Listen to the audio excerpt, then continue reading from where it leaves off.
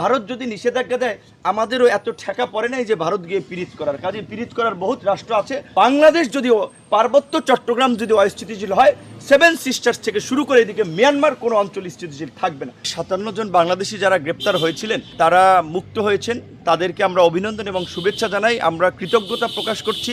ইউএইর শাসক যিনি আমাদের সরকারের অনুরোধ শুনে তিনি আমাদের বাংলাদেশিদেরকে ক্ষমা করে দিয়েছেন। আরব দেশগুলোতে বা মিডল ইস্টে কিন্তু স্বাভাবিকভাবেই যে কোনো গ্যাদারিং, সভা সমাবেশ, পলিটিক্যাল অ্যাক্টিভিটিস নিষিদ্ধ। বাংলাদেশের এই যে কেউ ডক্টর, ইঞ্জিনিয়ার, কেউ আপনার প্রতিষ্ঠিত ব্যবসায়ী ছিলেন না, এই যে 57 জন গ্রেপ্তার হয়েছে, দেখা যাবে যে ম্যাক্সিমামই সাধারণ প্রবাসী শ্রমজীবী মানুষ।